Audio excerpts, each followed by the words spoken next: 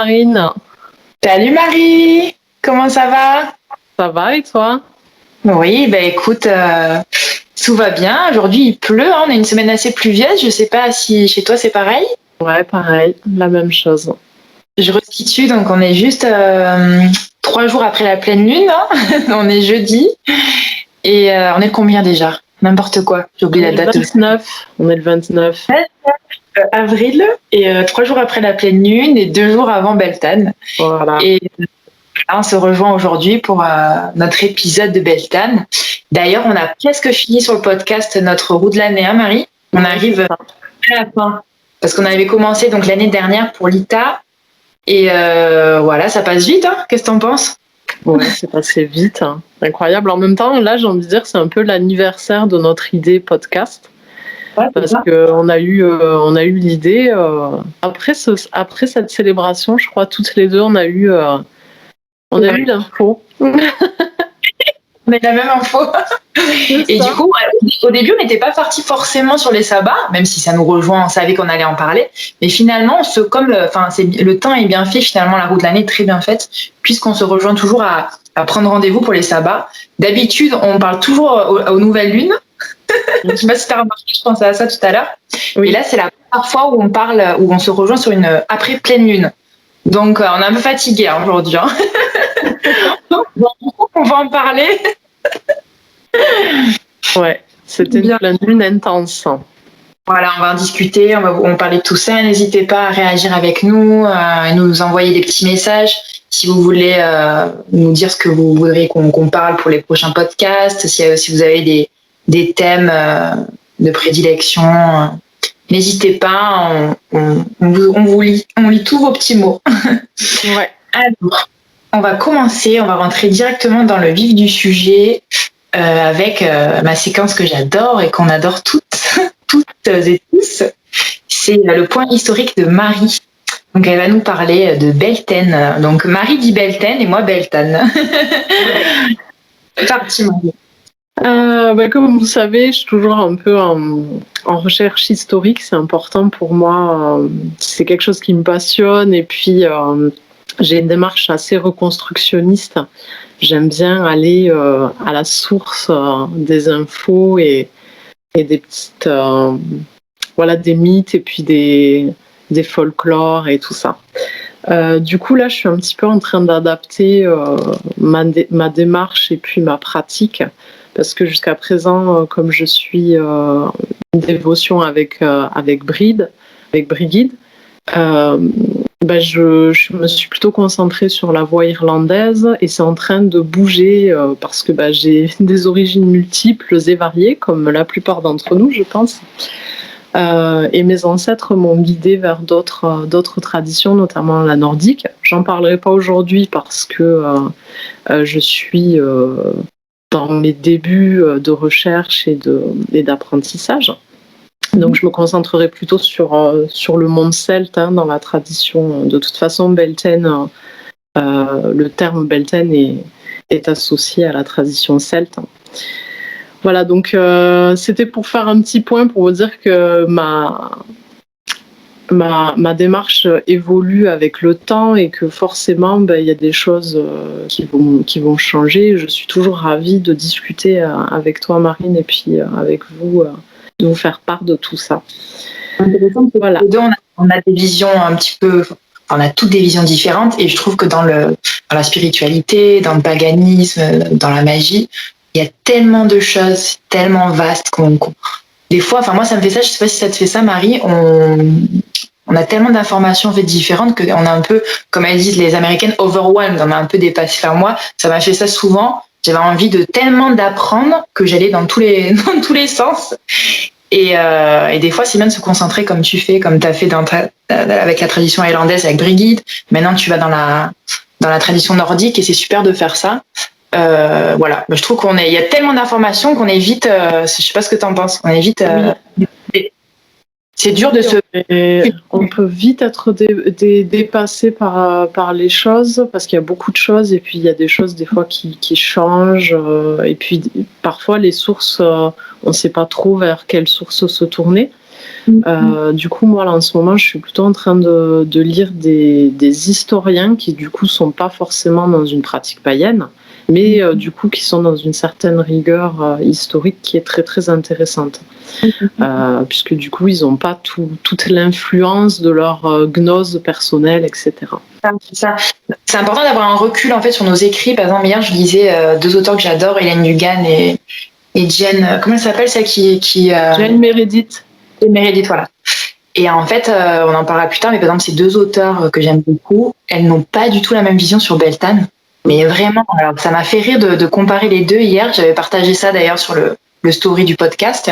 Donc voilà, il faut prendre du recul. Même nous, ce qu'on vous dit, voilà, on a tous des ressentis différents. Je pense qu'aussi l'intuition est très importante. Voilà, c'est quand on cherche des auteurs, des écrits, c'est important de se faire guider par notre intuition. Je te laisse parler. Tout à fait. Puis en plus, je pense des fois, on va travailler sur quelque chose de pointu, donc on va vraiment rentrer dedans. Et c'est important aussi de prendre du recul, de remettre de la perspective, de ne pas rester toujours sur un seul point, quoi. Et moi, je sais que dans ma pratique, c'est important d'être dans une rigueur historique, mais en même temps, j'ai quand même une pratique moderne qui a besoin d'unité. Et je trouve que c'est intéressant parce que ça me permet justement d'avoir ce recul-là et parfois de prendre le temps d'intégrer et de transformer aussi dans ma pratique qui devient du coup beaucoup plus personnelle en fait. Et ça, on a toutes des vies tellement différentes que forcément, il faut l'adapter, hein, c'est clair. Tout à fait. Je t'écoute. Alors du coup, l'histoire de la fête du 1er mai. C'est une célébration qu'on retrouve à plusieurs endroits du monde celte, en Irlande. En Irlande, on va prononcer Bealtaine. Désolée, je ne suis pas très forte en prononciation. En gaélique écossais, Bealtaine. En breton, on retrouve aussi une célébration du 1er mai qui sera Callan May. On retrouve aussi au Pays de Galles et puis dans d'autres, encore Noailles, des choses comme ça. Je sais pas, voilà, dans le monde celte, il y a plusieurs endroits où on retrouve les célébrations du 1er mai. Et Beltane ou Beltane, selon comment on l'écrit et le prononce, c'est une forme anglicisée du gaélique. Du coup, Beltane, c'est un mot qui est composé de la racine indo-européenne bel, qui s'écrit B-H-E-L, et du vieil irlandais ten. Et ça signifie en gros à peu près feu brillant. Donc on voit l'importance du feu lors de ce festival. Et en effet, Beltane marque l'ouverture de la saison claire, le début de l'été. Et il est à l'image de Samhain, dont cette célébration est à l'opposé sur la roue de l'année, un moment où le voile entre les mondes est fin. Et Samhain, d'ailleurs, le mot Samhain veut dire fin de l'été. C'est un moment de passage, donc, de changement, où la force de vie est présente partout, d'où l'importance de la protection. En Irlande, l'accent est mis sur cet aspect, d'autant plus que le voile est particulièrement fin et que les chis ne sont pas à prendre à la légère. On protège aussi sa prospérité. Et le folklore en Irlande est particulièrement riche de pratiques. Cette année, j'ai fait le cours de la Irish Pagan School, qui était fort intéressant. Il y a beaucoup de choses qui ont perduré dans le folklore et qui sont encore pratiquées aujourd'hui. Donc c'est super intéressant. Et puis on retrouve aussi la joie enfiévrée, que l'on retrouve dans d'autres traditions et folklore, notamment autour du mois de mai. Mara Freeman nous dit « La journée était entièrement employée à jouer, festoyer, à se divertir, et cela jusqu'à la nuit tombée. » Je vais vous lire quelques petits textes issus du folklore. Ouais, sympa. Ouais. Là, c'est une chanson de mai cornouaillaise. Car nous sommes debout dès qu'il fait jour haut, pour chercher la demeure de l'été, L'été et le mois de mai, oh, car l'été arrive et l'hiver s'en va. Je vous parlerai d'une fête spéciale, les rites glorieux du 1er mai. Bière, racines, petit lait et lait caillé frais pour le feu. Là, c'est un poème d'un ancien calendrier irlandais. Ces fêtes marquaient l'ouverture de la chasse, de la saison militaire, la saison agricole et le changement de pâturage au niveau populaire. Les folklores principaux qui nous restent ils sont donc nourris de ces pratiques diverses. Et pourtant, il semble qu'au niveau historique, la célébration fut d'abord une fête sacerdotale, une fête druidique. En Irlande et en Écosse, de grands feux étaient allumés afin de protéger. C'est pas étonnant qu'il ne nous reste que peu d'infos donc, puisque les textes qui nous sont parvenus ont été écrits par des clercs pas vraiment désireux de verser dans le paganisme. Voilà pour le petit point historique. On peut trouver d'autres choses, notamment la nuit de Walpurgis, qui est plutôt germanique pour le coup, mais je connais pas grand-chose sur cette célébration-là. Un petit peu sulfureuse, en fait, oui. Il était donné qu'en fait, durant cette nuit, c'était la seule nuit de l'année où on pouvait batifoler dans les forêts, à faire un peu n'importe quoi. Voilà, tout était permis, mariage pas mariage. On partait un peu. C'était un peu la nuit libertine de l'année. D'ailleurs, elle a associé cette nuit beaucoup à la tradition germanique. On retrouve beaucoup ça dans les traditions, si je ne me trompe pas, nordiques et germaniques. Et voilà, et c'est une nuit un peu spéciale. D'ailleurs, Beltane, ça se fête généralement, moi c'est ce que je fais, la nuit, la veille et la journée. Mais de toute façon, toutes les célébrations, parce qu'en fait, les anciens considéraient que la journée, j'allais dire pas vraiment, mais en fait, ça commençait par la nuit, en fait. Donc, tout était calculé, ils célébraient la veillée et ensuite le jour. Apparemment, ça. Après, c'est vrai que je trouve, comme toi, qu'il y a beaucoup d'informations différentes sur ce sabbat. Hein. C'est vraiment un sabbat, on entend beaucoup de choses. Je sais pas ce que tu en penses, particulièrement celui-ci. Oui, il y a beaucoup d'énergies différentes. Là, je vous avoue, j'ai pas parlé de tout ce qu'on retrouve sur la fertilité, la sexualité, tout ça, parce qu'au niveau historique, c'est plus dans le folklore et ça me prendrait des heures pour étudier tout. En fait, ça se fait tellement de partout, dans beaucoup de traditions, que voilà, on ne peut pas tout parler de tout. En tout cas, merci pour cette petite introduction. Maintenant, on va parler un peu plus personnellement de ce qu'on ressent, ce qu'on pense de ce sabbat. Oui. Alors moi, ça me tient très à cœur ce sabbat. Juste après Mabon, qui est mon préféré, on va dire, il y a Beltane. Qu'est-ce que je ressens? Pour moi, en fait, Beltane, c'est la fête. Alors, ça va être très controversé ce que je vais dire, parce que j'ai appris il y a pas longtemps qu'il y a beaucoup de païens qui ne pensent pas comme moi, et moi, je pense comme ça.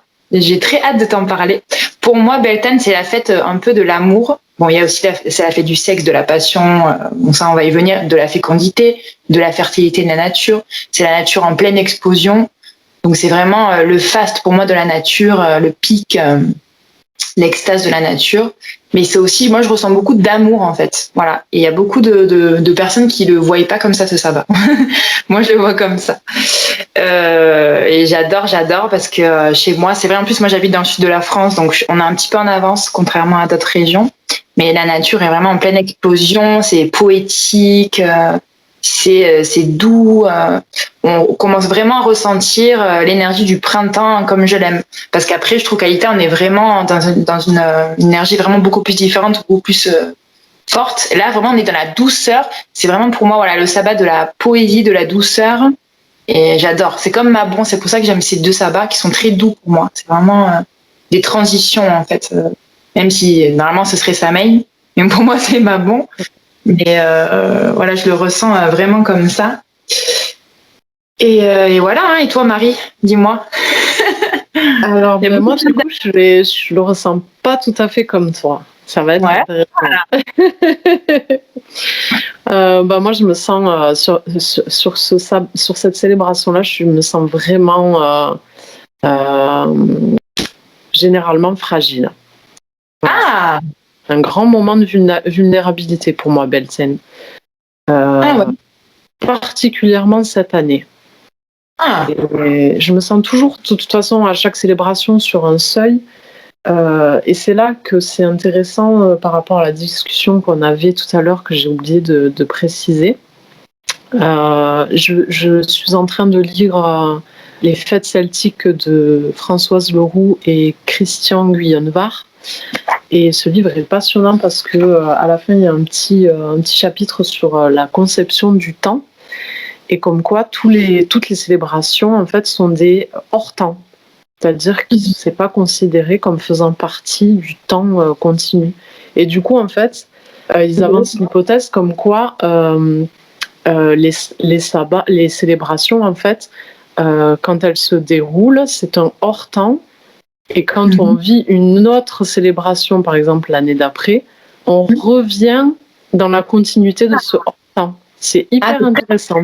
Ah ouais, maintenant je le vis un peu comme ça, moi. Je le vis un petit peu comme ça. Ouais. C'est très marrant ce que tu dis, je fais le bilan. D'ailleurs, ce que je fais, c'est très intéressant ce que tu dis. J'y avais pas trop pensé consciemment. Mais tu sais, moi j'ai un grimoire de mes sabbats. En fait, c'est juste, j'ai compartimenté mon grimoire avec les 8 sabbats de la roue de l'année. Et en fait, donc je fais une description à chaque fois au début où je reviens, peu importe, je dessine et tout. Et en fait, je mets mes ressentis année après année. Et alors ça, c'est hyper important parce que je reviens dessus, comme tu dis. Alors j'écris ce que je veux faire cette année-là. Et surtout, je écris après. Ça, c'est important. Je me force parce que comme on disait la dernière fois, écrire, c'est pas mon fort forcément. Et là, je me force. Mais dès que c'est passé le sabbat, j'écris ce que j'ai ressenti. Et alors, c'est fou. Je me suis fait la réflexion ce matin. C'est fou le chemin qu'on passe en une année quand même. C'est quand même... C'est long une année quand même. Hein. Tout ce il peut s'en passer beaucoup. Voilà, donc c'est très intéressant ce que tu dis, l'espace-temps sur les sabbats. J'adore ce que tu dis. C'est très intéressant. Et du coup, c'est intéressant, c'est comme si on revient à cette notion de cycle et de choses qui reprennent leur cours. Parce que du coup, chaque année, on revient sur les mêmes célébrations, sur les mêmes énergies zodiacales avec l'astrologie, etc. Et du coup, j'ai l'impression que des fois, c'est comme si on récupérait un fil et qu'on allait continuer à tisser un ouvrage avec tout ce qui s'est passé dans l'année, mais on va apporter des choses différentes, ressentir les choses différemment aussi. C'est super passionnant cette conception-là. D'ailleurs, je pense que nous qui aimons tellement ces fêtes-là et revenir chaque année, moi je suis comme toi, je pense on adore les amoureux des célébrations, on adore en fait avoir une routine en fait. Hein. C'est comme une routine de l'année. Moi, c'est ça que j'adore, en fait. J'adore par-dessus toutes les traditions que je me crée, moi, quoi. Et chaque année, je refais les mêmes choses. C'est passionnant, quoi. C'est Noël x8, quoi. Ouais. Alors, moi, c'est pas tellement l'aspect routinier que j'aime bien, même si j'aime bien le rythme qu'il y a dans la roue de l'année. C'est plus... Parce que moi, par contre, je fais des choses différentes. Des fois, il y a des choses que je vais reprendre et refaire. Mais généralement, c'est complètement différent ce que je fais. Je pars vraiment des énergies que je ressens, du travail personnel que je suis en train de faire en ce moment. Après, il y a des choses que je refais avec les enfants. Mais au niveau personnel, c'est toujours très, très différent. Ouais. Du coup, après, pour revenir à comment je ressens la célébration, cette année, voilà, j'ai vraiment cette impression de laisser derrière moi une part sombre et comme si je sortais en fait d'une pièce, que j'avais été dans le noir et que je sortais d'une pièce et que j'étais aveuglée, tu vois, à ce moment où la lumière est trop forte. La lumière est trop forte, je me sens un petit peu exposée, un petit peu à nu, et en même temps j'ai envie d'aller. Et en même temps, j'ai envie d'aller dehors, de profiter de la chaleur, de me confronter au monde, de vivre de nouvelles expériences. Donc il y a ce micro-inconfort et cette vulnérabilité-là dans cette célébration que je ressens vraiment fort cette année. Et du coup, je me sens vraiment comme un enfant fragile. Et en même temps, en moi, il y a l'adulte qui est là, qui encercle le tout, qui fait en sorte que je pose les pieds à des endroits sécure. Voilà, il y a cette notion de protection qu'on retrouve de toute façon dans cette célébration. Et du coup, c'est très intéressant parce que toi, tu parles d'amour et du coup, moi, je vois les couples que je forme à l'intérieur de moi. J'ai ce couple enfant-parent. L'amour, c'est l'amour couple, voilà, c'est l'amour, l'amour général, hein. Voilà, l'amour de soi-même, l'amour de la nature, l'amour. Le Voilà, relationnel, en fait, le relationnel, parce que c'est vraiment une célébration où on passe à rester chez soi pour sortir dehors tous les travaux qu'il y a à faire multiples, et puis ne serait-ce que le temps qui nous pousse à forcément être plus dehors, plus en interaction avec les autres. Après, moi, c'est un sabbat que je ne ressens pas personnellement, alors que normalement, c'est vraiment ça. C'est vraiment un sabbat où tu fais la fête, bon. En plus, on se resitue, on est encore confiné, hein, mais peu importe. C'est pas alors, bizarrement, moi, c'est pas un sabbat que je ressens si socialement. Voilà, c'est étrange ce que je vais te dire. Parce que normalement, il est associé aux fêtes, voilà, on fait la fête, on joue dans les jardins, c'est une journée de débauche ou pas. Alors moi, je le ressens pas du tout comme ça. Je le sens assez intérieur et plutôt dans mon cocon proche, quoi, voilà. Je me vois pas faire des aventures, ça va pas du tout. Je serais plus portée à l'ITA pour ça, personnellement. Hein. Je me sens pas en fait à Bélène du tout sociable. J'ai pas du tout envie d'être sociable, du tout encore. Je suis en fait un peu comme toi, comme petit enfant vulnérable, mais pas par rapport à moi-même, par rapport plutôt à la nature, vulnérable dans le sens où je suis complètement émerveillée de la nature et du monde qui m'entoure à ce moment-là. Voilà, c'est plus ça. Donc je vais observer, je suis dans l'observation. Voilà, je suis pas dans la fête. La fête, elle viendra plus tard pour moi, Alita, Lunasa. Moi, je pense que le culminant de la fête, je pense, c'est Lunasa. En plus, c'est mon anniversaire, on est dans Lyon, voilà. C'est ça, on en parle. Moi, je le ressens pas non plus dans la fête. Hyper festif dans ce sens-là. Même ma bon, je le ressentirais plus festif, bizarrement. Hein? Même ma bon, je le ressentirais plus festif, moi, bizarrement. Tu vois, par exemple, que jamais célébrer les récoltes, c'est la fin, c'est ouf, on souffle. Voilà. Là, non, je suis une petite fourmi comme toi qui observe et voilà et qui réfléchit un petit peu sur la saison claire, on va dire. Carrément. Puis de toute façon, on est clairement dans une énergie taureau là. C'est clair. Le taureau, c'est la sensualité, s'émerveiller de ce qu'il y a autour, prendre le temps. Bon, moi, je vis avec un taureau et on va en parler. Je ne le ressens pas trop comme ça. Pas aussi dans le taureau. Il y en a. On peut faire un petit point astro d'ailleurs parce que tu vas nous parler un peu de ça et moi aussi. Parce qu'il s'en passe des choses en ce moment quand même, hein, Marie. De quoi? Il s'en passe des choses au niveau astro là. Explique-nous un petit peu. Du coup, moi, j'ai bien ressenti l'axe forcément taureau-scorpion avec cette pleine lune en scorpion qui était bien intense pour moi. Et puis comment? C'était lundi, là, on est 3 jours après. Hein. Lundi? Ouais. J'ai pas mal réfléchi sur mes structures, sur mon ancrage, sur ma façon de travailler aussi, à essayer de plus découper pour être plus efficace et avoir un travail de meilleure qualité. Donc ça, pour moi, c'est clairement du taureau. Mais du coup, avec ce truc du scorpion, de ne pas avoir peur de mettre les mains dans la merde. Voilà, donc, pour le dire crûment, par rapport à ces failles, quoi, par rapport à ce qui va pas, ce qui fonctionne pas, et puis oser y aller, même si ça fait peur et que c'est pas le fonctionnement que j'ai habituellement, quoi. Donc c'est pour ça que je pense que je me sens dans un moment de vulnérabilité aussi, parce que je suis en train d'enregistrer un nouveau fonctionnement, tout ça. Du coup, le taureau, déjà, moi, je me représente tout de suite l'animal. Toi, t'es ascendant taureau, je me souviens plus, t'as taureau. C'est ta lune en taureau? J'ai ma lune en taureau, mon nœud nord en taureau. Oui. Et ma lune noire en taureau. Oui. Et je crois que j'ai un autre astéroïde en taureau, mais je me souviens plus lequel. Moi, j'ai pas de taureau, hein. Aucune planète en taureau. Moi aussi, le taureau, c'est très très important, l'énergie taureau. Ne serait-ce que pour l'ancrage et la sensualité, les sens, c'est quelque chose qui... Voilà, la présence de la nature dans mon quotidien, c'est très très important. Du coup, la planète maîtresse du taureau, c'est Vénus. Et du coup, on la retrouve dans son aspect matériel et sensuel. C'est un moment aussi où on peut s'interroger sur sa valeur, sur les valeurs qu'on a à partager ou sur les valeurs qui sont importantes pour nous. On peut réfléchir aussi sur sa prospérité, bien sûr, puisque le taureau est associé à la prospérité. C'est un signe aussi où on peut vraiment profiter, qui aide à profiter de l'instant présent, quoi.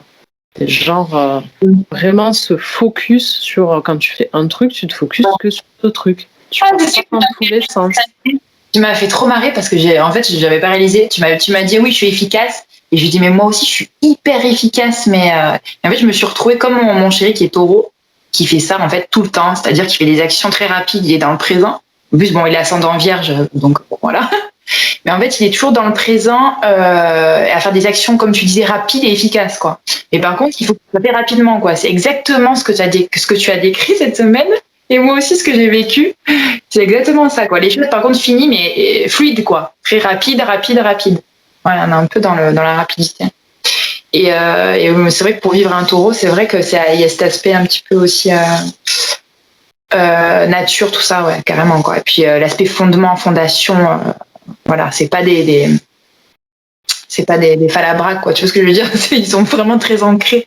Ah oui, c'est vrai. Et puis d'ailleurs, le signe invite à ça, quoi. S'incarner vraiment pleinement dans l'instant, dans ce qu'on est en train de faire, dans notre vie, dans notre corps, ne serait-ce que par la sensualité et les sens, quoi. Voilà, c'est tout ce qui est palpable, en fait. Voilà. Ouais. C'est un signe aussi qui invite à la persévérance, à l'efficacité forcément. Mais du coup, c'est intéressant parce que c'est aussi un signe qui est aussi associé au rien faire. Et du coup, je trouve ça super intéressant parce que pour être efficace, il faut aussi savoir rien faire.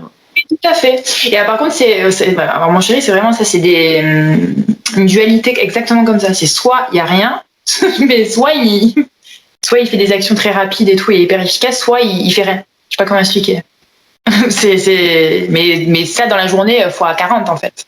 Sans arrêt. Et puis, je suis plus fluide, je suis tout le temps dans la même énergie, tu vois. Et c'est ce contraste qui est exactement ça. C'est exactement ça. Et alors, moi, pour parler de moi, cette pleine lune en scorpion, elle m'a crevé. Alors, mon fils, qui est hyper sensible aux pleines lunes et aux nouvelles lunes, alors là, il a trop mal dormi, lui qui dort bien. Moi aussi, j'ai été. C'est pas aimé, hein, cette pleine lune. Elle m'a pas plu. Pas remise, je dirais pas des remises en question, mais plutôt, comment dire ça? Moi, elle m'a fatiguée, quoi. Voilà, m'a fatiguée. Par contre, oui, j'étais quand même dans l'action parce qu'il y avait le taureau, mais j'ai senti. D'ailleurs, il y a beaucoup de gens qui ont ressenti ça, j'ai vu. Un petit peu, pas déprimé, mais un petit peu. J'arrive pas à trouver mes mots. Mince, je vais le trouver, ce mot. En fait, on ne sait pas. Je crois que moi, c'est vraiment ça que j'ai ressenti. J'arrivais pas à mettre les mots sur parce que j'ai écrit beaucoup et j'arrivais pas à mettre le mot. C'est pas que j'ai pas confiance en moi, c'est pas que je doute de moi. Non, en fait, j'ai pas de visibilité sur rien. C'est ça. Ça résume bien. C'est ça. À part l'instant, et je peux agir que sur ça. Donc c'était vraiment. Exactement ce que j'ai fait cette semaine. Exactement. Je te rejoins exactement. Ouais. Organisation plus, moi quand même. J'étais hyper organisée. Pareil. J'ai fait un planning de psychopathe. Jamais de ma vie j'ai fait un planning comme ça. De telle heure à telle heure tu vas travailler tel truc, de telle heure à telle heure tu vas travailler tel truc. Pareil quoi. Enfin, tu sais, moi j'écris pas beaucoup, donc j'ai pris, j'ai coché, un truc de malade. J'étais hyper organisée quoi. Et puis chaque fin de journée, je prends le temps, je marque ce que j'ai fait réellement. Moi aussi, mais ça fait pas ça moi. Moi non plus. Je fais jamais ça. Moi aussi, c'est la première fois de ma vie que je fais ça. Tu m'as fait trop marrer. En plus, j'ai reçu comme par hasard, tu sais que j'ai gagné un concours, donc Maison CRS avec un agenda incroyable. J'en parlerai lors de mon prochain podcast, je vais en parler. Et en fait, il est magnifique déjà. Et en fait, il tombait à pic, quoi. Je l'ai reçu là. Et du coup, je me suis éclatée à remplir ça. Il est magnifique, quoi. Avec mes petits points, mais c'était hyper bien, quoi. C'est tombé à pic. Comme par hasard, tu sais. J'avais vraiment besoin de m'organiser. J'ai tellement de choses à faire dans ma tête, là. Bref. Puis pour conclure avec le taureau aussi, c'est comment être bien. Tu sais, tu parlais de je suis encore chez moi et tout, mais le taureau, c'est une énergie assez casanière, quoi. C'est être bien chez soi, être bien seul, être bien dans son corps, manger bien. C'est aussi peut-être pour ça qu'il y a beaucoup de personnes qui associent la célébration de Beltane à des orgies, etc. Parce qu'on est dans le taureau, il y a cette sensualité, quoi, le plaisir des sens. On est un peu dans l'excès quand même. C'est un peu aussi excessif. Alors c'est pas pour au bélier, mais différent. J'ai des mon frère est bélier pour te dire et mon chéri taureau. Donc il y a une énergie assez similaire, tu vois, d'excès qui peuvent se rejoindre. Mais alors le bélier, il peut partir vraiment en cacahuète, quoi. Il peut vraiment aller jusqu'au bout. Alors que le taureau, il y a toujours la terre qui va l'ancrer. Voilà. Ouais. C'est assez proche comme énergie, je trouve. Mais c'est ça. Elles se suivent, mais du coup, le taureau, c'est clairement un signe ancré. Donc forcément, ça fait redescendre un peu le fait redescendre, et on est quand même un peu, c'est pas calme, hein, comme signe, c'est assez excité comme mais pas dans le feu, c'est une excitation terrienne, quoi. Du coup, moi, par rapport à ces énergies, ça me fait travailler sur le travail, quoi. En plus, le 1er mai, maintenant, c'est la fête du travail. En France, c'est un jour férié. Le muguet. Super intéressant, je trouve, de travailler sur ces deux notions-là, sur la protection de soi, de sa famille, de son jardin, tout ça. C'est aussi des réflexions sur la force de vie, sa sensualité, ses valeurs, ses engagements. Et puis, voilà, j'ai noté plein de petites questions pour, si je vais vous les lire comme ça. Comme ça peut vous aiguiller sur des choses que vous pourriez vous questionner pendant cette période. C'est important. On parlera après ou quand tu veux, bien sûr. Les petites questions, je vais les dire maintenant, il n'y en a pas beaucoup. Et puis comme ça, après, on peut passer aux activités. Ou ça aussi. Sauf que tu avais peut-être autre chose avant d'aborder. Non. Ouais. Du coup, les questions, ça peut être comment me protéger, de quoi, dans quel domaine j'ai besoin de protection. Comment j'envisage ma prospérité? Qu'est-ce qui construit ma prospérité? Quelles sont mes valeurs? Qu'est-ce qui a besoin de changer? Qu'est-ce qui allume le feu courageux qui sommeille en moi et me permettra de rentrer dans la saison claire, alignée et protégée? Comment activer le taureau power, bien sûr? Excellent. Voilà pour ces petites choses. Je rajouterai comment apporter de la douceur dans sa vie, comment je peux m'aimer plus, comment je peux te dire d'autres. Moi, c'est déjà bien. On est un peu vaste quand même. Ouais. Après, les rituels aussi qu'on peut faire, qui est important, de fécondité, d'amour. On dit qu'on peut tomber enceinte la nuit de Beltane, voilà. Il y a plein de croyances comme ça. Moi, j'adore, franchement, c'est un folklore que j'adore lire. Là, je me suis régalée. Pour la grossesse, on considérait que c'était de bon augure de tomber enceinte à Beltane parce qu'on savait qu'on serait disponible pour tout le travail agraire, en fait, agricole derrière. Et qu'on accoucherait pendant la période de creux, en fait, où il n'y a rien et où, du coup, on pourrait récupérer et être à nouveau disponible pour la prochaine saison. Ouais, j'avais pas pensé ça comme ça. C'est pas bête. Puis en plus, ça colle avec la sève qui monte, la vie qui prolifère de partout. C'est pour ça qu'il y a beaucoup d'enfants. Moi, je travaille en maternité et il y a beaucoup d'enfants en mars. 6, 7, 8, 9, c'est février-mars. Bref, il y a des périodes, tu sais, des fois à la maternité, je vois où il y a des pics, tu vois. Ouais. Et à chaque fois, je me dis, bon, ça, c'était août, c'est vacances d'août. Ça, c'était Noël. C'est trop marrant.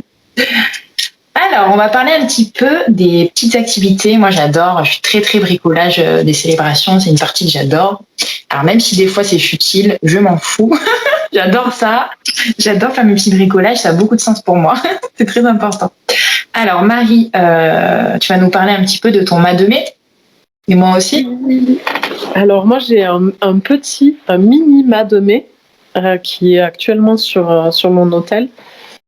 Et je l'ai créé l'année dernière seulement. J'en avais pas fait avant. Et je l'ai consacré à mon projet professionnel. D'accord. C'est l'année dernière que j'avais monté mon entreprise de création et mon site internet. Donc du coup, je l'avais chargé dans ce but-là. Cette année, je vais le rebénir et il aura une optique différente. Je vais me servir du même. Ouais. Le Mademé, pour ceux qui savent pas ce que c'est un symbole important de Beltane. Donc c'est un symbole de fécondité qui est représenté par donc on a le bâton qui représente bien sûr le masculin, et après on a le rond qui est représenté par la femme, quoi. Donc dans la tradition Wiccan, par exemple, c'est le dieu et la déesse. Après, il est très très présent actuellement encore dans les pays scandinaves, germaniques et tout. On fête beaucoup avec le Mademé, même si sans être dans des traditions wiccanes, voilà, on danse autour. C'est vraiment un moment très festif, le Mademé. Et on y généralement, traditionnellement, on y place des rubans de couleur qu'on vient nouer en fait lors de cette danse, voilà. Après, il y a plein de traditions différentes, mais alors moi, j'avais fait des rubans. Et ça avait pas tenu. Donc le Mademé, c'est pas une grande histoire d'amour pour moi. C'est pas un truc forcément hyper important. Mais cette année, je vais refaire un mini avec des petits bouts de laine, je pense, tu vois, un truc comme ça, parce que je suis très récup. Donc je pense que j'ai plein de coton de couleur. Donc je vais faire des petits cotons, tu vois, des fils de coton. Ça m'ira très bien. Alors pour moi, c'est intéressant parce que symboliquement, il y a cet aspect masculin-féminin, mais c'est pas comme ça que je le traduis le plus en fait dans sa symbolique. Pour moi, c'est l'axe tertiel. Ouais, d'accord. Donc l'axe vertical, le fait d'être aligné, d'être bien connecté, d'être bien ancré. Pour moi, ça représente vraiment un arbre en fait, avec des racines qui vont profondément, et puis la tête qui touche le ciel, les étoiles et qui reçoit. D'où la couronne qui est un cercle ouvert, mais aussi l'horizontalité, parce qu'en fait le mât, pour ceux qui visualisent pas, c'est un bâton, pour faire simple, avec un rond au-dessus, au sommet, qui est attaché au bâton. Donc effectivement, ça peut représenter la pénétration, mais pas que. Le cercle, il est dans une position horizontale. Et du coup, moi, ça me rappelle d'être aligné, d'être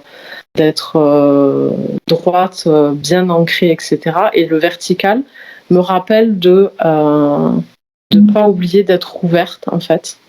D'être dans la compassion, d'aller dans la compréhension de l'autre, voilà, il y a vraiment cet aspect de croix, en fait, quelque part, un peu, qui est un fonctionnement vertical, horizontal, qui est hyper important, parce que si on reste que vertical, on peut être très rigide, manquer de souplesse, etc.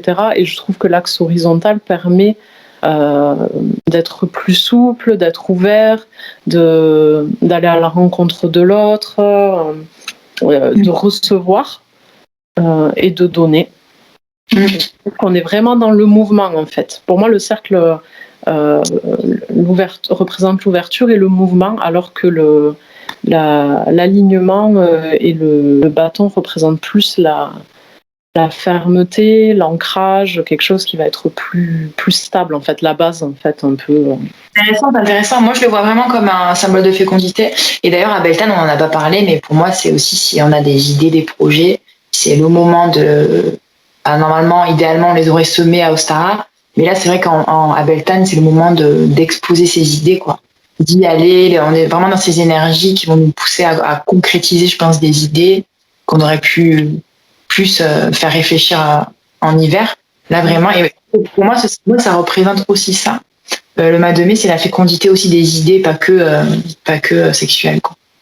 Et c'est ça. Oui, et puis quand tu parles de fécondité, C'est pas que c'est vraiment par association d'idées. La fécondité, c'est pas simplement un œuf qui est fécondé, quoi. C'est vraiment, ça peut être des projets, ça peut être, ouais, c'est tout. Et puis quand je te disais, l'axe représente la base, les valeurs, et puis le cercle, l'ouverture, etc. C'est aussi une base pour la fécondité. Ah ouais, c'est sûr. Pour être fécond, faut être bien ancré, connaître ses valeurs, se connaître, et puis être ouvert pour recevoir l'inspiration, etc. Je trouve qu'on peut vraiment. Ça peut même représenter le ciel, le rond et la terre, en fait, tout simplement. Recevoir en haut et la terre, voilà. J'avais pas pensé ça comme ça. Très intéressant. Merci Marie. Avec plaisir. Notez ça. Alors, du coup, on va parler donc des activités. On a parlé du mois de mai. Moi, je vais vous parler un petit peu. Ça y est, sans transition, on parle un petit peu de un sujet un peu plus terrien. Mais on est dans le taureau, c'est les fleurs. Alors pour moi, Beltane, c'est le sabbat des fleurs. Moi, je suis passionnée de fleurs, de jardinage, toi aussi, Marie. Et c'est vrai que donc j'adore aussi me balader en nature, mais dans mon jardin, c'est très important. C'est vraiment le moment où j'ai toutes les fleurs qui explosent et je me régale, quoi. Tous les jours, ça change. Je vais observer ça. Et c'est vraiment à partir de Beltane, un petit peu avant, on va dire. Et vraiment à Beltane, je commence à faire des super bouquets. Moi, j'adore faire des bouquets, en fait. Et Beltane, c'est la fête des fleurs. Donc, il faut mettre des fleurs dans la maison, sur l'hôtel. On peut faire des couronnes de fleurs aussi. Ça, j'aime bien. J'en fais plus à Lita, mais peut-être j'en ferai une cette année à Beltane. Et pour moi, alors c'est justement cette semaine, j'ai été très étonnée de voir que il y a certaines personnes qui ne citent pas la rose à Beltane. Alors, elle est souvent associée à Lita, mais pour moi, elle est très associée à Beltane. Je sais pas ce que tu en penses, Marie. Moi, j'associe pas trop les fleurs à des sabbats, enfin à des célébrations particulières. C'est pas un truc. Après, si, il y en a certaines, par exemple à Imolc, qu'on retrouve à ce moment-là, mais à Beltane, il y a tellement de fleurs que j'en associe pas une particulièrement à ce moment-là, si ce n'est certaines qui sont associées au monde des fées, comme le lilas, l'aubépine, j'en oublie, le sureau, même si moi le sureau n'est pas encore en fleurs à ce moment-là. La violette, on va en parler, je veux parler des fleurs et les fées. J'ai des choses à dire dessus. Et moi, j'aime beaucoup les fleurs aussi quand même. Voilà, les fleurs ont une grande importance pendant cette célébration puisqu'il y en a beaucoup et que ça apporte de la légèreté, du parfum, ça réveille les sens, quoi. Ouais, moi j'adore. En fait, moi, c'est vraiment ma pratique, tu le sais, c'est chaque sabbat et c'est des fleurs, les plantes, les herbes, voilà, c'est vraiment ce que j'adore. Et là, donc, je suis très contente parce que je peux vraiment commencer à travailler avec. Voilà, c'est mon côté magie verte, Greenwich, qui se réveille, que j'adore. D'ailleurs, on va parler après des tambouilles. Là, je commence à faire des tambouilles, voilà.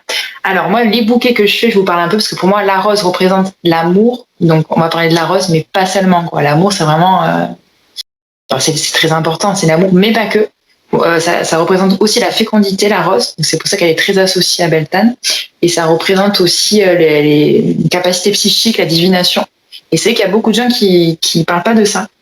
Et ça, je trouve ça très important. Alors la rose, je vais la décliner à Beltane, donc je vais me faire un bain de la veillée en fait de Beltane. Je me fais un bain. Moi aussi. On en parle maintenant ou plus tard? Là, le problème, c'est que je vais vite m'emmêler les pinceaux parce que j'ai beaucoup de choses à dire en fait. Ouais. Non, on en parlera après. On parlera du bain après, d'accord? Donc je me fais un bain avec, mais je vous expliquerai parce que c'est tout un rituel. Donc les roses. Alors attends, je reste focus. Déjà, je me fais donc mes bouquets. Alors moi, chez moi, j'ai beaucoup de rosiers différents. J'ai des rosiers jaunes, des rosiers roses, des rosiers rouges. J'ai un rosier sauvage qui pousse juste en face de chez moi. C'est énorme en fait. En face de chez moi, j'ai une petite zone verte. Et j'ai un rosier sauvage qui a poussé là. Incroyable quoi. Genre un truc improbable. Une forêt où il n'y a aucune fleur. Et en fait, je vais piquer des roses. Je vous ferai une petite story en cas sur dans nos tanières. Mais c'est des roses anciennes, sauvages, magnifiques. Donc, discrètement, je vais piquer des roses, tu vois, là. Et en fait, donc, Beltane, pour moi, c'est les roses roses et rouges. Voilà. Et les roses jaunes, c'est plus Alita pour moi. Donc là, on est vraiment dans les roses et rouges. Donc je vais me faire des bouquets de roses et blanches, parce que j'ai des roses blanches aussi, des rosiers. J'ai un rosier iceberg qui me fait des fleurs toute l'année, donc j'adore. Donc je vais me faire des bouquets de roses, de géranium citronnelle aussi. Ça fait vraiment, c'est super joli. Ça me fait une partie verte dans mes bouquets. Parce que j'adore aussi faire des bouquets de fleurs pour associer. C'est pas que pour faire beau, hein. J'aime beaucoup faire des bouquets de fleurs qui agissent comme un charme en fait, comme une intention en fait. Voilà. Donc j'utilise les correspondances des fleurs, mais aussi ce que je ressens. Alors par exemple, donc je vais mettre à Beltane la rose pour l'amour, la fécondité et la divination. Je vais associer aussi avec le géranium qui est plutôt associé pour la protection. Donc là, je prends le citronnelle parce qu'il est vert et c'est super joli. Et après, je vais prendre des petites fleurs sauvages, par exemple des pâquerettes qu'il y a dans mon jardin. Il faut bien demander la permission avant. Quand on fait les bouquets, c'est très, très important. Oui. Et il y a une fleur que j'adore, on parle jamais aussi. D'ailleurs, ça, c'est ma copine Jessica d'Art de Earth qui m'a fait penser à cette fleur parce qu'elle fait beaucoup de tambouille, de sabbat aussi. Elle m'a beaucoup inspirée. Et en fait, elle cueille à Beltane le jasmin. Et en fait, j'avais jamais réalisé que le jasmin, il fleurit à Beltane. C'est incroyable. D'ailleurs, donc je l'observe, j'en ai un chez moi. C'est incroyable. Il est en train de s'ouvrir, il va s'ouvrir pour Beltane. Et d'ailleurs, c'est elle qui me l'avait dit. Et c'est clair, quoi. Et donc, le jasmin, c'est pareil, c'est associé à l'amour, à la divination. C'est un peu comme la rose. Et donc, je vais me servir du jasmin. Par exemple, cette année, j'ai envie de faire une eau florale de jasmin. J'ai très, très envie de faire une petite tambouille. Donc, soit de rose, soit de jasmin. Voilà. Alors, je voulais vous parler aussi parce qu'il y a une tradition, c'est germanico-scandinave, je crois. Je ne sais plus trop dans quel coin, mais c'est une tradition que j'aime beaucoup qui s'appelle l'homme vert. Je ne sais pas si tu connais. Non. Alors, l'homme vert, en fait, c'est une représentation, c'est un dieu de la nature. C'est une représentation, en fait, d'un dieu, d'un visage masculin avec des arbres et des fleurs qui lui sortent de la tête, comme ça. Ouais, alors ça, j'ai déjà vu, mais après, je ne connais pas historiquement l'origine. Voilà, c'est germanique et scandinave, quoi. C'est dans les pays du Nord. Et en fait, à Beltane, il serait là vraiment très présent. Donc, si tu te balades en forêt à Beltane, vraiment, tu peux l'apercevoir apparemment. Donc, il est très, très présent. Il est aussi associé à la déesse Flora. Alors, c'est vraiment... ils sont souvent cités ensemble. Donc, l'homme vert et Flora. Flora, c'est une déesse romaine qui est associée aux fleurs, à la fécondité aussi. Donc, on la retrouve beaucoup aussi à Beltane. D'ailleurs, j'adore ce prénom. J'aime trop, quoi. Flora, trop beau. Donc Flora, c'est pareil, c'est la déesse, donc on peut l'inviter aussi à Beltane. C'est une déesse très poétique, voilà. J'aime beaucoup, je voulais en parler, voilà. Qu'est-ce que je voulais vous dire d'autre sur les fleurs? Je crois que ma partie pour les fleurs, c'est ok, hein, je crois qu'on est bien. Ah oui, je voulais vous dire aussi. Vous pouvez aussi, un truc trop bien, c'est j'ai plein de choses à dire, mais je vais pas vous faire un roman. Vous pouvez planter des fleurs vertes. Ça, je l'ai lu sur Hélène Dugan cette année. J'ai trop envie de le faire, en fait, pour honorer vraiment l'homme vert et Beltane et la fécondité. On peut planter à Beltane des fleurs qui sont de couleur verte. Alors, par exemple, chez moi, j'ai un hortensia Annabelle qui fait des pompons verts magnifiques. Et du coup, chaque année, quand il sera en fleurs, vous penserez que c'est à Beltane que vous l'avez planté. Je trouve que c'est une signification très belle de planter. On peut aussi planter un rosier. Donc ça, c'est super sympa aussi d'acheter un rosier et de le planter à Beltane. Je trouve ça super cool. Donc comme fleur verte, j'ai noté donc qu'est-ce que j'ai noté? Les Zinnia Envy, ça c'est Hélène Dugan, hein, et les échinacées vertes qui s'appellent les jades. Voilà, elles s'appellent les jades. Et moi j'ai noté donc du coup les Annabelle. Et voilà, hein, du coup on est pas mal. Qu'est-ce que tu voulais me dire? C'est super. Moi, pour les fleurs, j'ai rien à rajouter. Les herbes, ah oui, aussi, c'est la période que j'adore. C'est où je commence à faire mes tisanes du jardin, quoi. Là, c'est trop bien. Alors là, tous les soirs, hein, j'arrive, je me prends pour Flora, comme ça, et je vais cueillir mes petites herbes, j'adore. Et là, j'ai la verveine qui commence à pousser chez moi. J'ai la menthe qui est au taquet cette année, parce qu'il a beaucoup plu. Donc je me fais, mais là c'est un bonheur, quoi. La tisane de menthe, verveine, mélisse, j'ai de la mélisse aussi.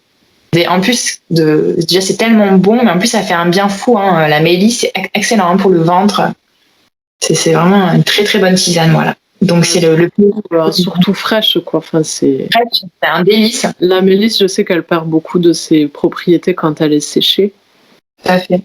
Et du coup, moi, j'essaye un maximum de favoriser tout ce qui est frais. Bon, la mélisse, elle repousse qu'au printemps, il n'y en a pas l'hiver. Mais j'ai du thym qui est là toute l'année, j'ai de la sauge, j'ai de la sarriette aussi. Voilà. Et là, j'ai l'origan qui a repoussé, il n'y en a pas l'hiver. Il repousse là où il veut à la belle saison. Et là, j'ai planté mon romarin. Ah oui. J'ai vu, c'est trop bien. Ouais, je suis super contente. Il est magnifique. Ouais, moi, le romarin, je suis moins dans les énergies romarin. Le romarin, je m'en sers plus l'hiver, moi, personnellement, parce que c'est mon feu, c'est un feu, quoi, c'est le feu. Donc, je vais plutôt le boire l'hiver parce que c'est une plante qui résiste toute l'année. Donc, je vais plutôt m'en servir l'hiver. Excellent, par exemple, thym romarin, j'adore. Pour me mettre un petit coup de fouet. Et il y a une tisane qui est super à Beltane que je vais me faire, on en parlera lors de mon bain de Beltane. C'est une tisane aussi de rose, tout simplement, de rose. Et en fait, et là, c'est excellent si vous voulez, par exemple, si vous faites un petit tirage de cartes ou si vous faites de la divination, une petite tisane de rose fraîche, super. Ouais. Moi, je me suis fait une tisane bien-être avec des fleurs, justement, une base de fleurs avec de la menthe. J'adore. À cette période-là où il y a des fleurs partout. Bonheur. Les tisanes de fleurs, c'est un bonheur, quoi. Immense.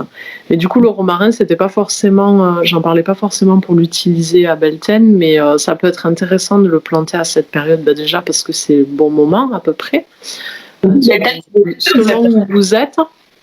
Comme c'est associé Beltane au feu, au romarin le feu, oui, tout à fait. Et puis parce que pour moi, c'est une plante qui est associée au souvenir, à la mémoire. Et que j'utilise en fumigation pour purifier, pour protéger, pour mes ancêtres aussi, que j'offre en offrande. Et du coup, ça peut être, vu que c'est une célébration qui est associée aux engagements aussi qu'on peut faire.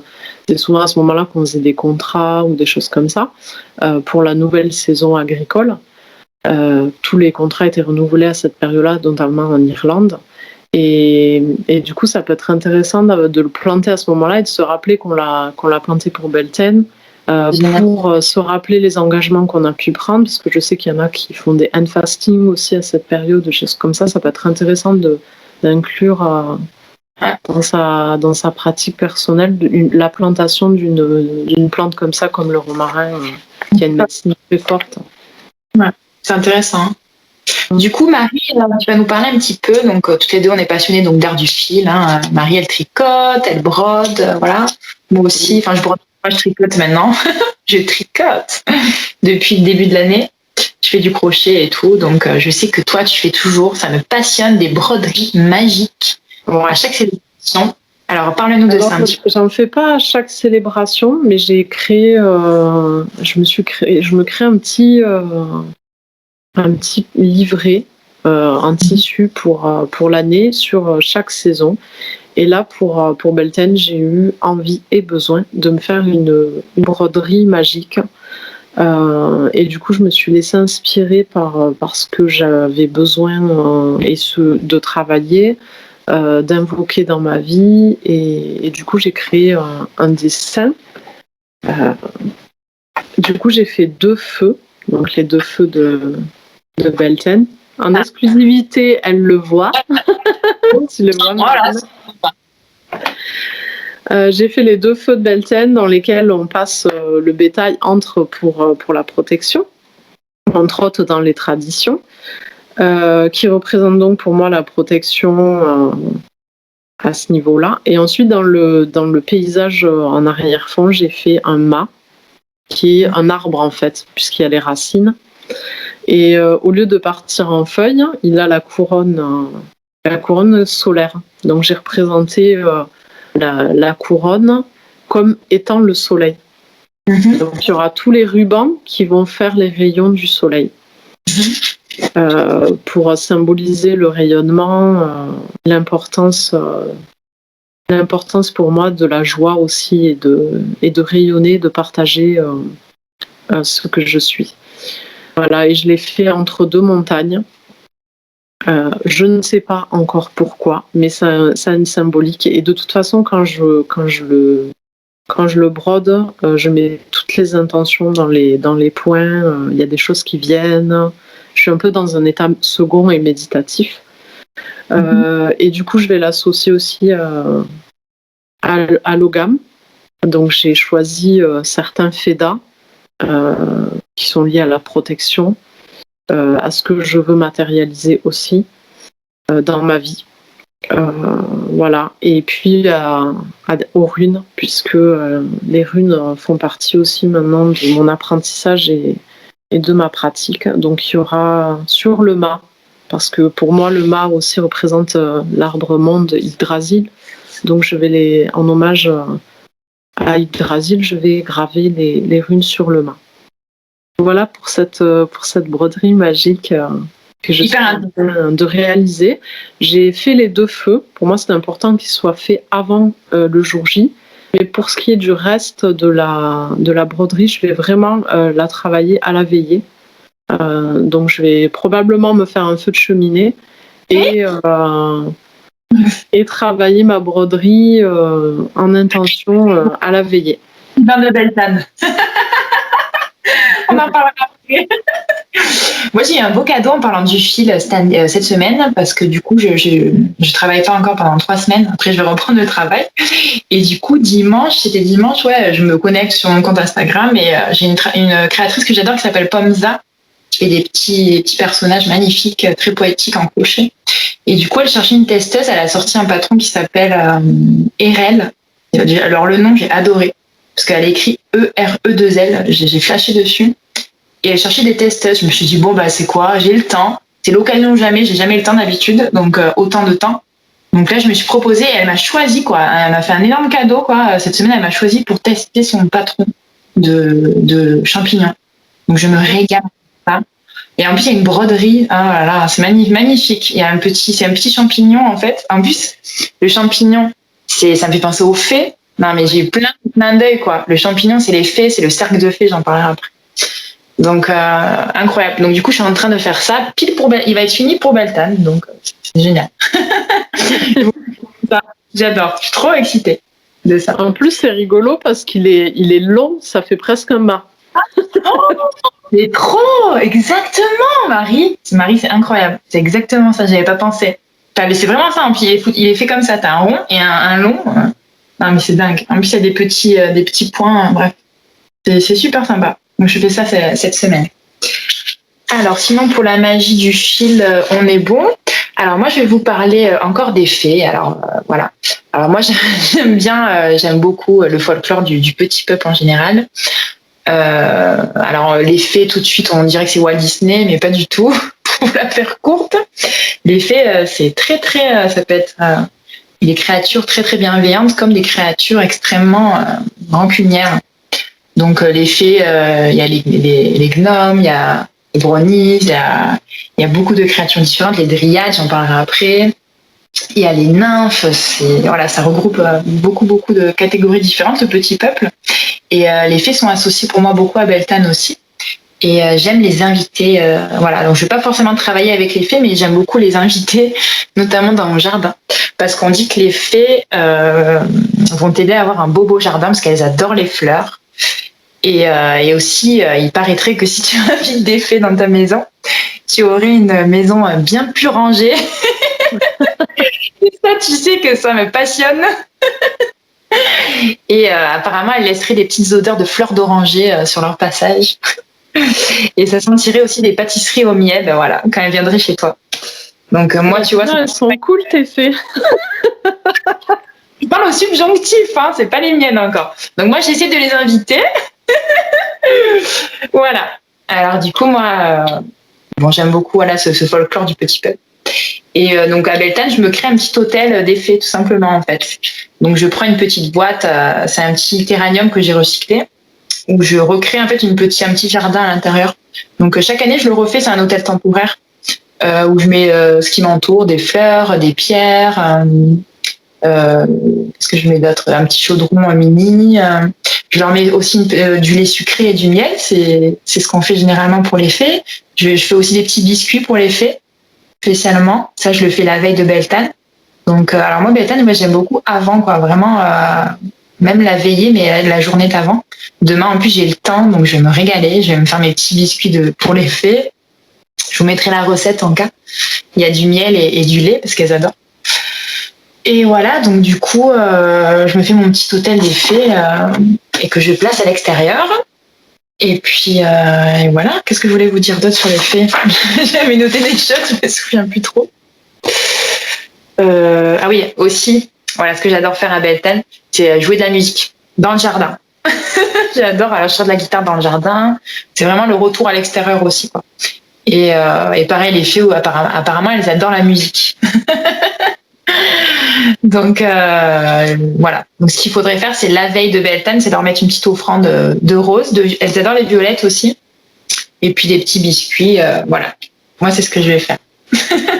Et donc, si jamais on parlait des champignons, elles passeraient dans votre jardin ou dans la forêt si vous marchez à ce moment-là ou tout au long de l'année pour voir si elles sont passées ou si voilà. Elles font des cercles de fées. Donc ça s'appelle des cercles de fées, c'est des petits, c'est souvent des champignons en fait en cercle. Et là c'est vraiment le signe qu'elles sont passées, quoi. Voilà. Et aussi elles adorent les bruits. Donc par exemple si vous avez des fleurs qui font des cloches, voilà. Et pour attirer aussi les fées dans votre jardin, vous pouvez planter très serré et avec beaucoup de couleurs. Elles adorent les couleurs.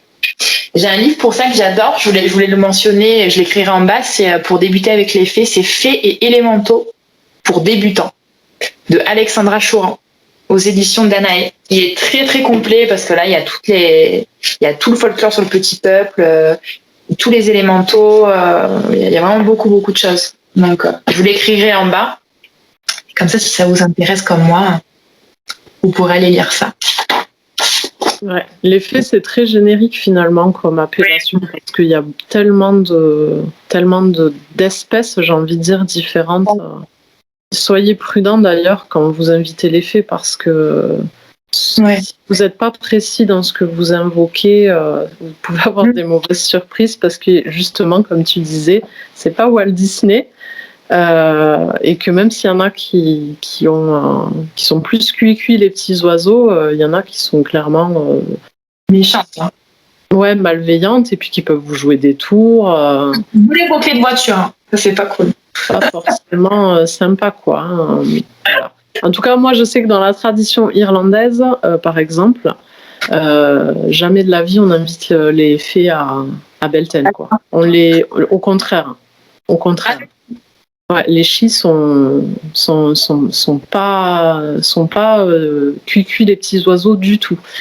Donc on va plutôt chercher à faire ces barrières, ces limites, barricader magiquement, protection, etc. Parce qu'il y a aussi des malédictions qui peuvent se jeter à ce moment-là. Donc c'est protection à fond contre les fées et les chis. On n'est pas dans la même énergie alors là. Pas du tout. Mais c'est vrai qu'après, moi, au niveau de mon expérience avec les fées, j'en ai pas beaucoup, mais j'en ai quand même. Et des élémentaux, dans mon jardin, clairement, j'ai eu des demandes, quoi. Par exemple, plus couper l'herbe à tel endroit, parce que c'est là qu'elles sont, quoi. Donc j'ai des fées dans le jardin, c'est clair, quoi. Et elles sont pas malveillantes ni particulièrement. Enfin voilà, j'ai pas senti d'énergie malveillante. Elles font leur vie, elles ont des besoins et en fait comme n'importe qui, quoi, à respecter, essayer de dialoguer avec si c'est pas possible, ou leur laisser un coin sauvage. En plus, c'est important pour la vie, ne serait-ce que pour la vie sauvage, d'avoir un coin comme ça. Les fées souvent sont des protectrices de la nature, certaines. Donc elles aiment bien les endroits préservés qu'on va pas toucher, qu'on va pas aller déranger, qu'on va pas aller dedans. Parce qu'il y a ça aussi, si on laisse un endroit préservé, il faut vraiment le laisser préserver, c'est-à-dire pas y aller dedans pour faire sa méditation parce qu'on veut se connecter, parce qu'on va déranger soit le petit peuple, soit les abeilles, soit les insectes, soit ceci, soit cela. Donc on peut, c'est vraiment une invitation à se connecter autrement, je trouve. C'est très intéressant. Ouais. Elles peuvent protéger les animaux, ça peut être intéressant aussi si vous avez des animaux, voilà. Ça peut être dans ce sens-là aussi, et voilà, pour protéger la nature, voilà. Qu'est-ce que je voulais dire d'autre? Je me suis coupée tout seul. Je vous dis, je suis à la pleine lune en Scorpion, ça m'a un peu embrouillé les idées. Hein. Je suis pas très claire. Après, il y a les esprits du foyer aussi. Quand tu parlais des fées qui viennent ranger et tout, moi je sais que j'ai un esprit du foyer. On peut appeler elfe de maison si on veut. Et c'est super intéressant de travailler avec un esprit du foyer. Vraiment, quoi. Bien sûr. On va parler un petit peu aussi donc offrandes. Hein. On va se passer sur ça. Si tu veux nous parler des offrandes que tu pourrais faire à Beltane, parler un petit peu aussi des ancêtres. Alors, après, j'avais pas trop à développer sur ce point, mais sur moi, les ancêtres ils font partie maintenant vraiment de toutes mes célébrations.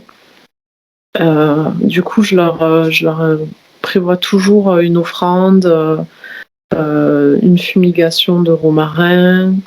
Ça peut être une part de repas aussi. Voilà, puis de temps en temps, ça dépend des célébrations. J'ai des mots, des lettres qui me viennent en fait, donc j'ai besoin d'écrire à ce moment-là. On verra, ça sera un peu le jour J, ça va se décider s'il y a des choses comme ça qui se passent et que je reçois.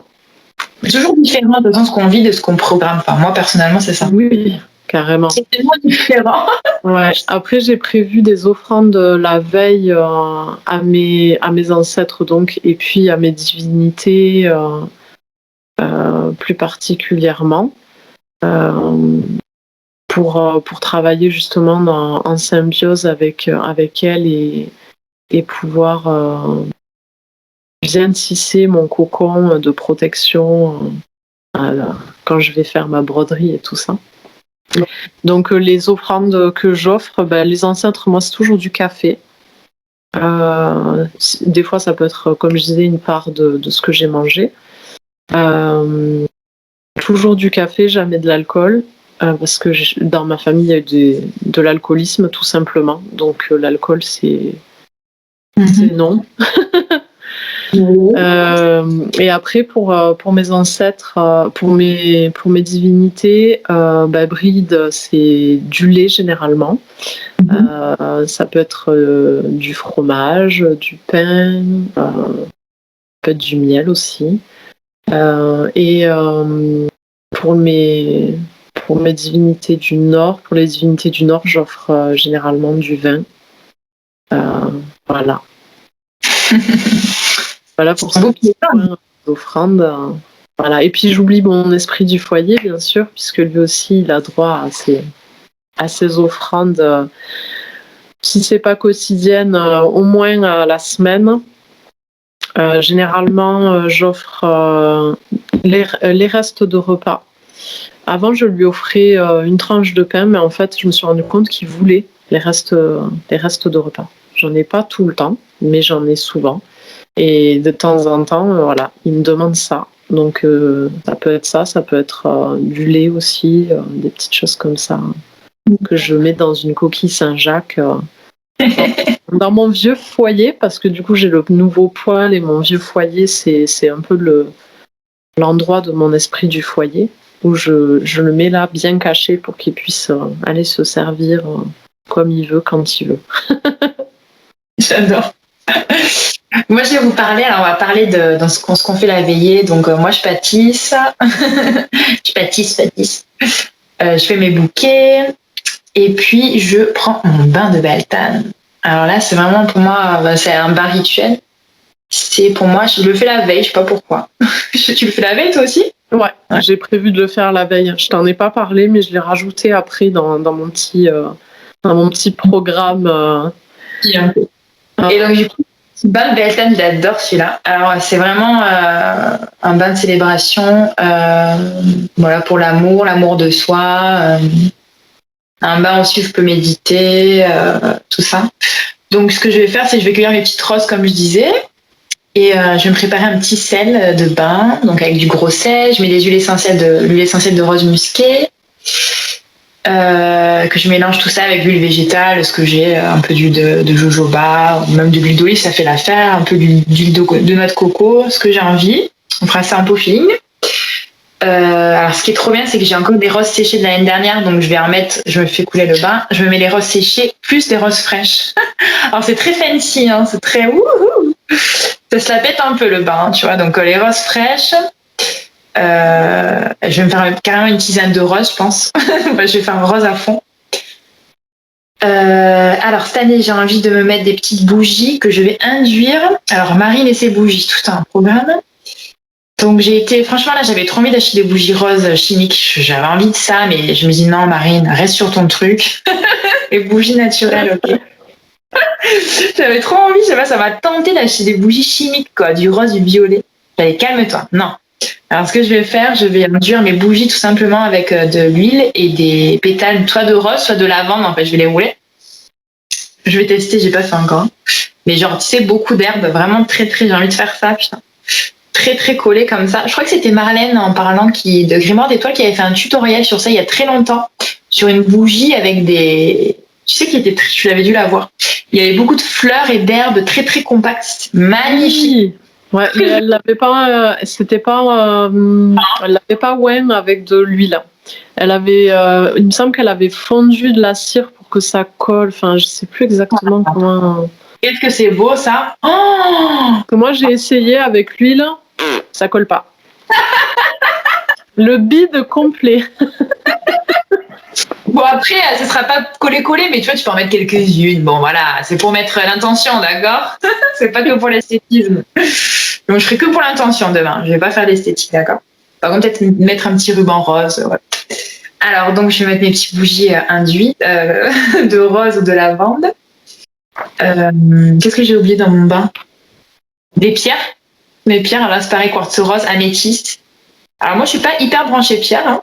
C'est pas un truc incroyable chez moi. J'ai mes basiques et en général, ce que j'aime avec les pierres, c'est que je ressens vraiment l'énergie des pierres. Mais en fait, c'est plus je les tiens, plus j'ai l'énergie en fait. Donc voilà, donc j'en ai pas beaucoup. Enfin, j'ai quand même une petite collection, mais plus esthétique. Mais celles que j'utilise vraiment, j'ai vraiment une énergie très forte avec. Donc je vais les utiliser là. Je vais les mettre autour de mon bain, donc quartz rose, améthyste. Et voilà, on verra au feeling. Je vais rien oublier d'autre. Donc je vais me faire mon petit gommage. Je vais me faire belle un peu, tu vois. Ouais, prendre soin de toi. De moi, peut-être faire le vernis aux pieds, tu vois, voilà. J'ai pas fait de tout l'hiver, peut-être le faire là. Et puis me faire une petite tresse, tu vois, voilà. Me laver les cheveux profondément. Un petit masque peut-être, tu vois, l'huile de coco. Voilà, tranquille quoi. Musique, la musique est très importante. Dès que je mettrai ta playlist de Beltane, Marie. Et puis voilà. Et toi, ton bain, dis-moi. Du coup, c'est rigolo parce que moi, je ressens les énergies de Beltane depuis quelques jours maintenant. Hein. Ça m'a vraiment happé depuis quelques jours et du coup, je me suis remise à prendre des bains avec des fleurs. C'est trop bien. Je n'avais jamais fait, à part avec des herbes. J'adore ça. J'ai dit non, mais. Marie, c'est la vie, t'es folle ou quoi? C'est pas possible. Comment j'ai pu ne jamais faire ça? Moi, faut savoir que je suis une personne assez romantique au niveau de. Dans mes relations et puis au niveau de moi-même, quoi. Moi, si je me cuisine à manger, je vais tout bien présenter comme si je faisais à quelqu'un, quoi. J'ose le romantisme pour moi, quoi. Et donc du coup c'est là que je te rejoins dans la magie de l'amour, c'est-à-dire que pour moi ça va être un bain vraiment de célébration de moi, de mon corps, de ma sensualité, du plaisir aussi. Je ne vous en dis pas plus. Donc il y aura pétales de rose pareil, j'en ai plein qui sont séchés donc je vais pouvoir bien parfumer mon bain avec ça. Je vais mettre de la lavande. du romarin, parce que moi, le romarin, amour. Du romarin, du sel, forcément, du gros sel. Un petit peu d'argile, je mets aussi. D'accord. Pour le côté terre, ancrage et puis purification. Je pense qu'avant, je vais me faire un gommage au marc de café et à l'huile aussi. J'aime bien faire ça avant le bain. C'est top. Ouais, c'est super. Ah oui, et je mets du calendula. Ah ouais, j'ai des soucis au jardin, j'en ai pas parlé. Oh, j'ai un amour pour les... J'ai des pétales séchés de calendula, donc ça, c'est des fraîches. Ah, j'ai trop en mettre, je crois que j'en mets dans mon bain. J'ai des fraîches. J'en ai pas encore, mais ça viendra. Ça, c'est trop beau, quoi. Dans le bain, en plus, ça sent bon. C'est vraiment une merveille, quoi. Donc voilà, soin du corps comme toi, soin de l'âme, être dans son corps, bien dans son corps. On a envie de coucouner encore à Beltane. Moi, j'ai envie de coucouner parce qu'il fait pas beau. Ils nous ont annoncé un Beltane pluvieux à 95%. Là, par contre, je n'étais pas contente sur le coup, mais en fait, bon, il faut faire avec. Hein. On va se prendre un bain. En plus, franchement, ça donne un coup de fouet à la nature. Moi, il y avait besoin d'eau. Ah, c'est ça. Et là, depuis qu'il pleut, tout est vert. C'est en train de dans tous les sens. Ah, exactement, je sens. En plus, il pleut pas en continu, donc c'est intéressant, je trouve, chez moi. Donc, du coup, je peux sortir et tout et voir la nature. Aussi, on n'a pas parlé des oiseaux. Alors, les oiseaux, les oh là là, en ce moment, c'est la folie. En plus, comme il y a moins de voitures et que les gens sont plus confinés, travaillent plus chez eux, moi, j'ai moins de voitures, tout ça, donc franchement, il y a beaucoup plus de fun, quoi. Ça aurait été le grand point positif du virus. Hein. Franchement, la nature qui se révèle. Et les oiseaux, quoi, magnifique les oiseaux. Là, en ce moment, je me régale. Je vais les observer pendant des heures. Donc moi, le bain, trop bien. Moi, le bain chez moi, je voulais dire, c'est vraiment à chaque sabbat, je fais ça en fait, pratiquement. Quoique je réfléchis, mais c'est sabbat où j'en fais moins. Bon, à l'INASA, j'en fais pas, par exemple. Je prends pas de bain l'été. Mais oui, c'est vraiment le bain, c'est vraiment très important pour moi. Je me régale à faire des bains, j'adore. Voilà, donc ça c'est la veille. Donc toi tu vas faire ta broderie, le bain, moi aussi, pâtisserie. Alors, on va parler, ça va durer 2 heures ce podcast. Parce qu'on n'est pas encore au jour J. On est dans l'énergie du taureau. Donc on fait durer le plaisir et je suis lente. Et lente, voilà. Et dans la lenteur, voilà. Très lente aujourd'hui. Très très lente, mais voilà. Bref. Alors, jour J. Alors, du coup, parle-nous de ce que tu vas faire à l'aube, au lever du soleil, Marie. Tu vas faire lever du soleil. Avant la lever du soleil, je vais aller marcher pieds nus dans l'herbe et la terre pour profiter de la rosée célèbre de Beltane. Et je vais me laver le visage aussi. Oui, moi je vais faire ça. Moi, j'ai envie carrément. Alors, ce que je vais faire, je pensais à ça ce matin. Est-ce que s'il pleut et que j'ai l'eau de la pluie, est-ce que ça compte aussi? Je pense que oui. En fait, j'ai envie de profiter aussi de la pluie. Alors là, ça va être génial parce que j'ai même envie, s'il pleut, de mettre une bouteille et de faire comme une eau de Beltane, en fait. De récupérer l'eau de pluie, tant pis. Et il faut faire attention, l'eau de pluie, elle est assez polluée maintenant. Je sais. Elle est bon. Et non, mais je vais m'induire. Hein. Moi aussi, je vais m'induire. Alors, pourquoi la rosée, Marie? Explique-nous. Pourquoi la rosée? La rosée, au niveau du folklore, elle est réputée donner la beauté, permettre de guérir aussi, d'avoir la santé. C'est vraiment... Apparemment, c'est que les sorcières sont canons. C'est parce qu'elles se mettent sur la gueule. Et elles marchent cul nu sur la pleine lune.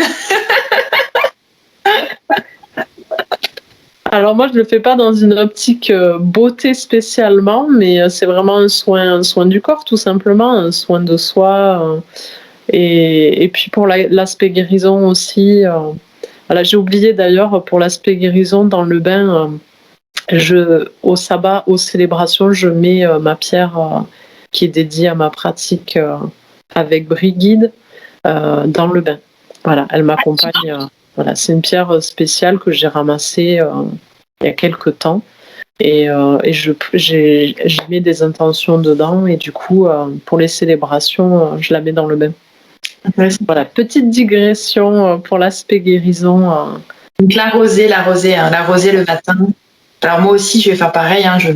J'y vais clairement. En plus là, donc s'il pleut, je récupérais sur les plantes. Donc l'eau. Après, c'est vrai que nous, toutes les deux, on a la chance d'avoir un jardin. C'est facile. On se lève. Oui.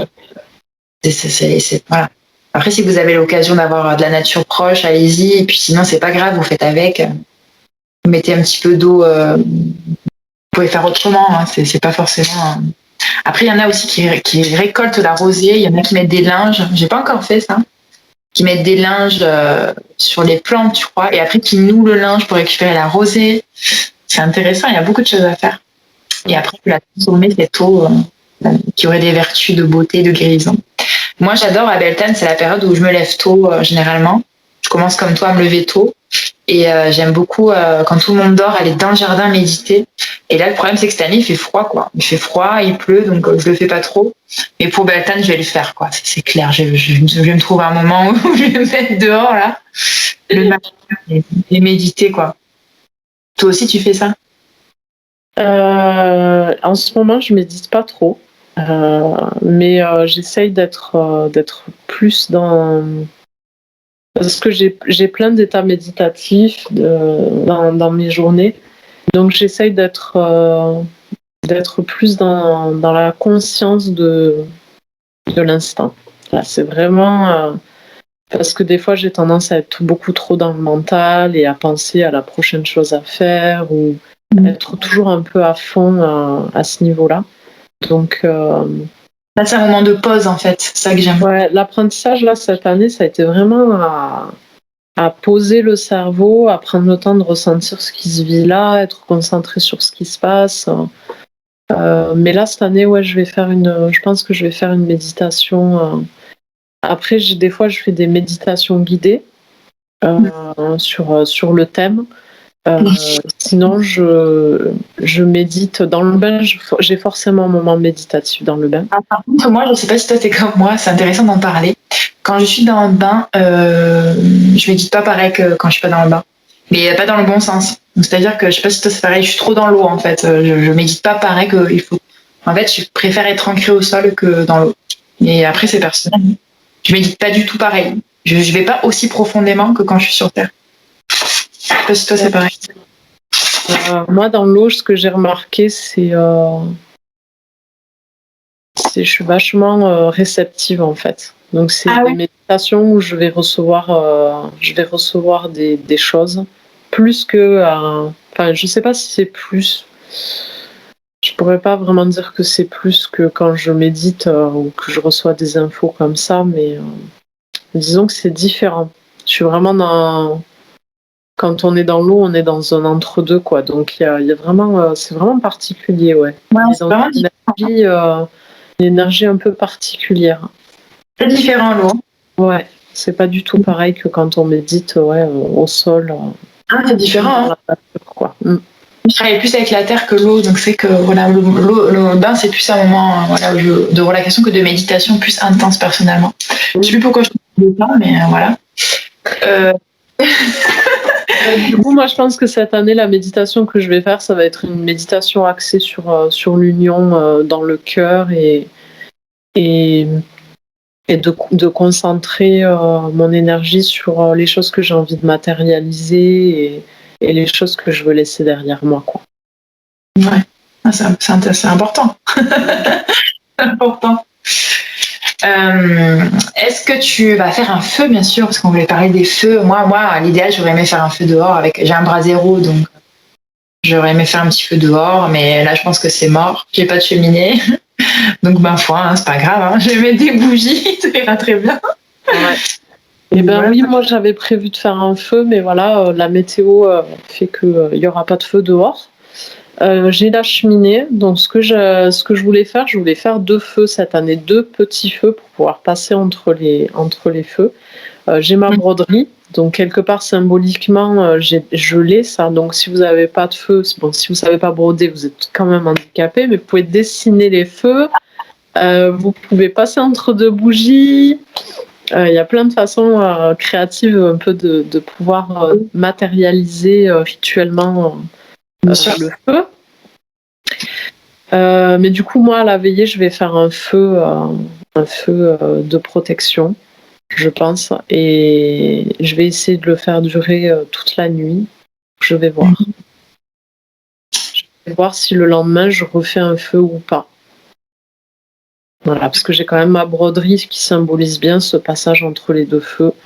Je pense qu'il n'y aura pas besoin que je réitère. J'ai pas envie de faire trop de choses. Vraiment, cette année, je sens c'est vrai qu'il y a beaucoup plus dans la réception, dans l'observation. Surtout qu'en plus, cette semaine aura été très, très, très productive. Donc, j'ai bien envie d'aussi prendre le temps de rien faire et juste tellement bien. Reste réceptive de ce qui se passe, quoi. Juste observer, de raison, c'est clair. On a toujours on va faire ci, ça. Et au final, moi, c'est pas si j'ai pas envie, je fais pas. Hein. Je vais pas me dire, allez, c'est vraiment sur le feeling. Et puis, c'est important de s'écouter, quoi. Voilà, du coup, pour nos activités, on a fait le tour, je pense. Hein. J'espère ouais. Je pense que j'ai parlé de tout ce dont je voulais parler. Moi aussi, je crois. Si je voulais vous parler au mois de mai, c'est pareil, ça continue les énergies. Hein. Le sabbat, c'est avant, enfin surtout après, je pense. Les énergies qui perdurent. Et il y a une pleine lune, la pleine lune de mai qu'on appelle donc la pleine lune des fleurs, mais aussi la pleine lune des dryades. Et j'ai appris ça cette semaine, ça m'a beaucoup plu. C'est Hélène Dugan aussi, décidément. Et les dryades, en fait, c'était dans la mythologie grecque. En fait, c'était comme c'est des jeunes femmes, en fait, dans le folklore, c'est des jeunes femmes qui se baladaient nues dans les forêts. On les appelle aussi les nymphes. Et d'ailleurs, c'est pour ça qu'on dit nymphomane, parce que nymphomane accro au sexe. En fait, il y avait des nymphes et nymphes, c'est des jeunes femmes frivoles dans la forêt, etc. Et donc c'est marrant d'associer cette pleine lune avec Beltane et aux dryades et aux nymphes, voilà. Donc elles sont très présentes à ce moment-là, voilà. J'ai trouvé ça super sympa, cette petite note de pleine lune. On continue tout le travail de Beltane tout le mois, quoi. Hein, voilà, ça s'arrête pas. Hein. Oui, carrément, ouais. Tout le mois. On n'a pas parlé cuisine. Enfin, si, tu as parlé un peu de tes biscuits et tout. Est-ce que t'as des idées de recettes ou des choses comme ça? Une brioche, là, je sais pas si je vais la faire. C'est ma petite brioche de Beltane tressée. Oui. J'avais partagé la recette, je crois, il y a 1 an ou 2. Et là, oui, symboliquement, c'est intéressant la tresse, symboliquement. Très intéressant. J'avais connu cette recette sur le blog qui n'existe plus de Psych Vibes à l'époque et j'avais adoré. Et je l'ai fait plusieurs années de suite. C'est une brioche tressée en fait. Et ce que j'adore, c'est que chez moi aussi j'ai un arbre de Judée. Et oui, tu sais, c'est des petites fleurs roses. Et en fait, ces fleurs roses, elles sont comestibles. C'est excellent. Donc ce que je faisais, c'est que je tressais ma brioche. Donc c'est toute une brioche rituelle. Hein. Donc c'est en plus, en 2 jours, la brioche, c'est long. Cette année, j'aimerais bien la faire au levain d'ailleurs. J'ai peut-être testé, on est jeudi, ouais, c'est faisable. Tu tresses ta brioche et tout. Et après, moi, je parsème de fleurs de Judée. Donc j'adorais faire ça. Puis le matin, on mange ça, tu vois. Ouais. J'ai mes petits biscuits pour les fêtes. Et après, ce qu'on peut faire aussi, moi j'en ai pas là, c'est aller cueillir l'ortie aussi, faire des soupes d'ortie, c'est vraiment excellent. Ah oui, c'est le bon moment là, ouais. Le moment, l'ortie, on n'en parle pas trop, mais pour Beltane, mais elle est aussi associée à Beltane. Oui. Et l'ail des ours aussi. Moi, chez moi, j'ai pas d'ail des ours. Hein. C'est encore la période là? Oui, il y en a encore. Hein. Ouais. Faire un petit pesto d'ail des ours, faire un petit truc un peu sympa. Toi, t'as prévu quoi? Je sais pas encore ce que je vais faire. Moi, je sais pas encore trop ce que je vais faire parce que, mais j'ai prévu de faire un repas de célébration, mais vraiment pour parce que comme la semaine a été un peu dans la vulnérabilité et tout ça, j'ai vraiment envie de faire comme si je sautais le pas en fait pour vraiment célébrer dans la joie et je pense que ça je le ferai le jour J. Pour clôturer, j'ai envie de dire. Donc, je pense que je vais boire un peu de vin. Sûr. Avec mon sirop de lilas, bien sûr. Il y a ça que j'ai fait. Avec modération. Ouais. Le sirop de lilas que j'ai réalisé, qui me connecte moi au royaume des fées, c'est sûr. mais aussi à l'enfant intérieur. Voilà, moi, les fleurs, c'est tout des souvenirs d'enfance, de cueillette de fleurs sauvages, de couronnes de fleurs, voilà, donc ça me connecte aussi à ça, à cette innocence et puis cette confiance, tu vois, dans la vie, dans la joie, etc. Du coup, cette recette de sirop que j'ai faite avec ma fille, c'était vraiment chouette que je la fasse cette semaine. Donc, ça fera partie de ma célébration. Et l'idée de brioche me plaît assez. Et justement, je suis en train de regarder là dans mon livre. Ah, dans le vin. Le vin. Elle y est, Vilain le vin. Il y a une recette de challah. Ouais. Ah putain, c'est bon. Voilà. Et du coup, c'est un pain brioché juif traditionnel préparé à la veille du sabbat. Du Shabbat. Pardon, du Shabbat. C'est Shabbat. Voilà. Ou pour le Rosh Hashanah, nouvel an juif. La challah est préparée sans produits laitiers, le beurre et le lait étant remplacés par de l'huile et de l'eau. Donc c'est une autre brioche. Non, ça me dit pas ça. C'est un pain brioché. En fait. Je vais te partager ma recette, cherche pas, mais tu rajoutes ton levain dedans et puis voilà. Ouais, mais en tout cas, elle est très jolie et c'est pareil, c'est sous forme de tresse à tresser, voilà. Mais c'est un pain plutôt. Mais la recette que je faisais, elle était avec la levure boulanger parce que je faisais pas encore du levain à l'époque. Ouais. Mais là, ça se teste. Hein. Je fais la veille, là je vais commencer, tu sais quoi, là on est jeudi, j'ai fait monter mon levain là ce matin, je devais faire du pain, c'est quoi, je vais faire une brioche. Hein. Une brioche demain, j'adore moi la cuisine magique, parce que je mets toutes les intentions dedans, puis c'est long, donc avec le levain c'est encore plus de plaisir. Ouais. Vendredi matin, je prépare ma pâte, et puis samedi matin, je la cuis. Pourquoi pas. Je te partage ma recette si tu veux. Non, ouais, partage-la nous. Mon tresse. Ouais, c'est super. Du coup, voilà, après le repas en lui-même, je vais me laisser un peu inspirer. Moi aussi. Dont mon corps a besoin aussi, parce que des fois, on oublie que le corps fait mieux que nous. Des fois, on a des idées, et puis en fait, le corps a envie d'un truc complètement opposé. Donc voilà, laisser un peu le corps parler, et pas la tête. Mais écoute, Marie, je pense qu'on a fait le tour sur notre sabbat de Beltane, qu'on adore toutes les deux.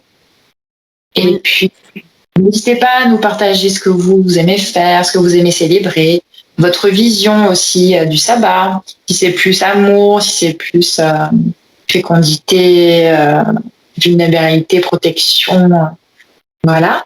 Et puis on se dit à bientôt pour notre phase de Lita, voilà. Pour conclure notre roue. Voilà, la roue s'achève pour Lita. Bon, des gros bisous, on vous souhaite une belle célébration de Beltane et on vous dit à tout bientôt. Prenez soin de vous. Ouais. À bientôt.